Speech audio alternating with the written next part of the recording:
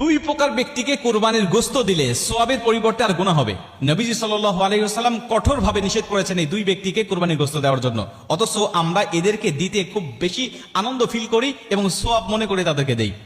হযরত আলী রাদিয়াল্লাহু তাআলা আনহু বলেন, নবীজি সাল্লাল্লাহু আলাইহি ওয়াসাল্লাম বলেন, তোমরা প্রথম নম্বরে কোনো কসাইকে মজুরি হিসাবে গোশত দিবে না।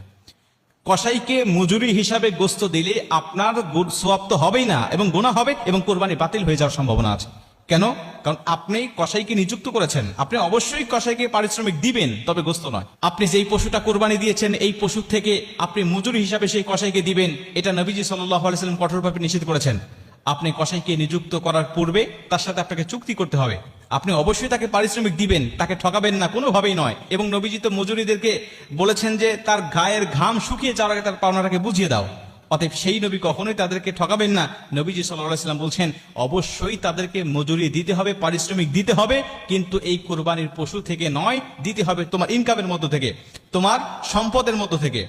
এরপরে আপনি তাকে উপযুক্ত পারিশ্রমিকটা বুঝিয়ে দেওয়ার পরে আপনি অন্য 10 জনকে যে পরিমাণ গোশত দেন বা যে নিয়তে আপনি গোশত দেন, আপনি তাকে ঠিক সেইভাবেই আপনি তাকে কিছু দিয়ে দেন পারিশ্রমিক দেওয়ার পরে। কিন্তু আপনি গোশতকে পারিশ্রমিক হিসাবে দিয়ে দিলেন বা ওই আপনি মূল্য কম দিলেন যে আমি তো তাকে কিছু গোশত দিবই, অতএব মূল্য কম দিচ্ছি, তাহলে আপনার সওয়াব হবে না।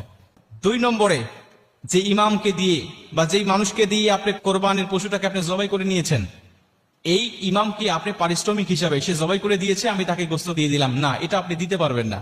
আপনি সে জবাই করেছে, অবশ্যই তাকে পারিশ্রমিক দিবেন, অবশ্যই তাকে মূল্য দিবেন, হাদিয়া দিবেন, তবে কোরবানি গোশত থেকে নয়, আপনি তাকে আলাদা মূল্য দিয়ে দিবেন।